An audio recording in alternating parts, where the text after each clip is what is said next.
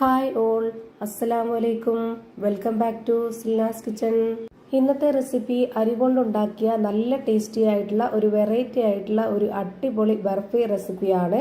കുട്ടികൾക്കും വലിയവർക്കൊക്കെ ഒരുപോലെ ഇഷ്ടാവുന്ന നല്ല ടേസ്റ്റി ആയിട്ടുള്ള വളരെ സിമ്പിളായിട്ട് തയ്യാറാക്കിയെടുക്കാൻ പറ്റുന്ന ഒരു അടിപൊളി പലഹാരമാണ്. അതുകൊണ്ട് തന്നെ നമ്മുടെ വീഡിയോ സ്കിപ്പ് ചെയ്യാതെ മുഴുവനായിട്ടും കണ്ടേക്കണേ. റെസിപ്പിയിലോട്ട് കിടക്കുന്നതിന് മുമ്പായി സിൽനാസ് കിച്ചൺ ചാനൽ ആദ്യമായിട്ട് കാണുന്നവരാണെങ്കിൽ പ്ലീസ് ഒന്ന് സബ്സ്ക്രൈബ് ചെയ്തേക്കണേ. ഒപ്പം തന്നെ ഈ വീഡിയോസ് നിങ്ങൾക്ക് ഇഷ്ടപ്പെടുകയാണെങ്കിൽ ഒരു ലൈക്ക് ചെയ്ത് ഷെയർ ചെയ്ത് സപ്പോർട്ട് ചെയ്യാനും മറക്കരുത്. ഇനി നമുക്ക് ഇതെങ്ങനെയാണ് തയ്യാറാക്കിയെന്ന് നോക്കാം. ഇതിനായി ആദ്യം തന്നെ സ്റ്റവിലേക്ക് ഒരു പാൻ വെച്ച് കൊടുത്ത് ഫ്ലെയിം ഓൺ ആക്കിയതിന് ശേഷം ഇതിലേക്ക് 1 കപ്പ് അരി ഇട്ട് കൊടുക്കുന്നുണ്ട്. ഈ അരി നന്നായിട്ട് കഴുകിയെടുത്ത ശേഷം ഇതിന്റെ വെള്ളമെല്ലാം ഊറ്റിക്കളഞ്ഞിട്ടാണ് ഞാനിപ്പോൾ ഈ ഒരു പാനിലേക്ക് ഇട്ട് കൊടുത്തിട്ടുള്ളത്. 250 ml കപ്പിന്റെ അളവിൽ 1 കപ്പ് അരിയാണ്. ഈ ഒരു അളവനുസരിച്ചാണ് ഞാൻ ഇതിലേക്ക് ബാക്കിയുള്ള എല്ലാ ഇൻഗ്രീഡിയൻസിന്റെ അളവും പറയുന്നത്. അപ്പോൾ ആ ഒരു കണക്കനുസരിച്ച് നമ്മൾ എടുത്താലേ ഇത് പെർഫെക്റ്റ് ആയിട്ടും അതുപോലെ തന്നെ നല്ല ടേസ്റ്റി ആയിട്ടും കിട്ടുള്ളൂ. ഇതിപ്പോൾ ഞാൻ ഒരു മീഡിയം ഫ്ലെയിമിൽ ഇട്ട് കൊടുത്തിട്ട് നന്നായിട്ട് വറുത്തെടുക്കുന്നുണ്ട്. ഇതിലേക്ക് ഇനി ഈ ഒരു പലഹാരത്തിന് നല്ലൊരു മണത്തിന് വേണ്ടി ഒരു 2 ഏലക്ക കൂടെ ഇട്ട് കൊടുക്കാം. ഇനി ഇതിന്റെ കളറൊക്കെ ചേഞ്ചായി അരി നന്നായിട്ടൊന്ന് മൂത്ത് വരണം. അതുവരേക്കും നമ്മൾ കൈവിടാതെ ഇതേപോലെ നന്നായിട്ട് ഇളക്കി കൊടുത്തുകൊണ്ടിരിക്കുക. അപ്പോഴാണ് ഇതുപോലെ എല്ലാം ഒരുപോലെ നന്നായിട്ട് എല്ലാം ഒരേപോലെ റെഡിയായി കിട്ടുള്ളൂ. ഇപ്പോൾ ഇതാണ് ഇതിന്റെ കറക്റ്റ് ആയിട്ടുള്ള പരുവം. ഈ ഒരു സമയമാകുമ്പോൾ നമുക്കിത് ലോ ഫ്ലെയിമിൽ ഇട്ട് കൊടുത്തിട്ട് വേറൊരു പാത്രത്തിലേക്ക് മാറ്റാം. എന്നിട്ട് ഇതേ പാനിൽ തന്നെ 250 ml കപ്പിന്റെ അളവിൽ 1/4 കപ്പ് കപ്പലണ്ടി ഇട്ട് കൊടുക്കാം.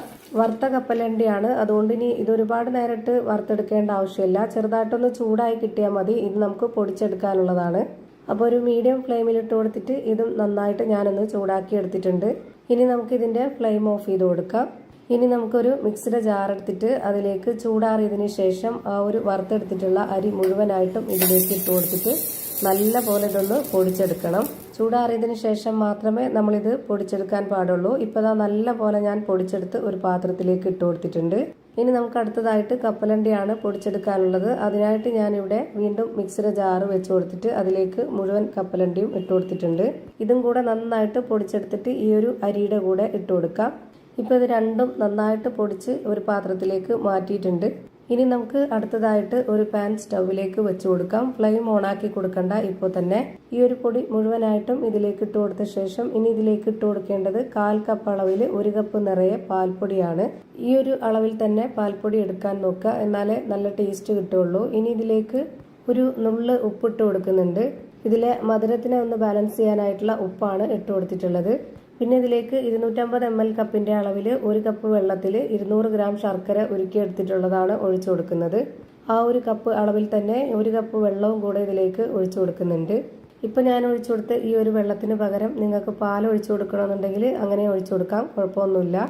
ഇനി ഇത് നല്ലപോലെ ഒന്ന് ഇളക്കി യോജിപ്പിച്ചെടുക്കാം. കട്ടകളൊന്നും ഇല്ലാതെ നല്ലപോലെ കിട്ടാനായിട്ട് ഞാൻ ഇതുപോലെ ഒരു വിസ്ക് വെച്ചിട്ടാണ് ഇളക്കി കൊടുക്കുന്നത്. വിസ്ക് വെച്ചിട്ട് ഇളക്കി കൊടുക്കുമ്പോൾ ഈ ഒരു പാനിൽ സ്ക്രാച്ച് വീഴാതെ നോക്കണം. നോൺ സ്റ്റിക്കിന്റെ പാൻ ആയതുകൊണ്ട് ഇതിന്റെ ആ ഒരു പാനിൽ തട്ടാതെ ഈ മുകളിലുള്ള ഈ ഒരു മിക്സിൽ മാത്രം ഇട്ടിട്ട് ഇതുപോലെ ഒന്ന് ഇളക്കി കൊടുത്താൽ മതി. ഇപ്പോൾ നന്നായിട്ട് കട്ടകളൊന്നും ഇല്ലാതെ ഇളക്കി എടുത്തിട്ടുണ്ട്. ഇനി ഇതിലേക്ക് വേണ്ടത് ചിരകിയ തേങ്ങയാണ്. അതൊന്ന് മിക്സിയുടെ ജാറിലേക്ക് ഇട്ടൊന്ന് ക്രഷ് ചെയ്തെടുത്തിട്ടുണ്ട്. 1/2 കപ്പ് അളവിലുള്ള തേങ്ങയാണ് ഞാൻ ഇതിലേക്ക് ഇട്ട് കൊടുത്തിട്ടുള്ളത്. ഇനി ഞാൻ ഇതിലേക്ക് ഇതുപോലെ ഒരു പീസ് ബട്ടറാണ് ഇട്ട് കൊടുക്കുന്നത്. നെയ്യ് ചേർത്ത് കൊടുക്കണമെന്നുള്ളവർക്ക് അത് ഇട്ട് കൊടുക്കാം. ഞാനിപ്പോൾ ഇല്ലാത്തത് കൊണ്ടാണ് ബട്ടർ ഇട്ട് കൊടുത്തിട്ടുള്ളത്. നെയ്യായിരുന്നാൽ കുറച്ചുകൂടി ടേസ്റ്റ് ആയിരിക്കും അതിന്റെ ആ ഒരു മണമൊക്കെ ആകുമ്പോൾ.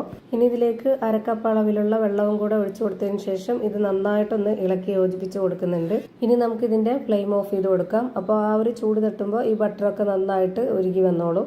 ഫ്ലെയിം ഓണാക്കിയതിന് ശേഷം കൈവിടാതെ ഇതുപോലെ നന്നായിട്ട് ഇളക്കി കൊടുത്തുകൊണ്ടിരിക്കണം. ഒരു മീഡിയം ഫ്ലെയിമിലാണ് ഞാനിപ്പോൾ ഇട്ട് വെച്ച് കൊടുത്തിട്ടുള്ളത്.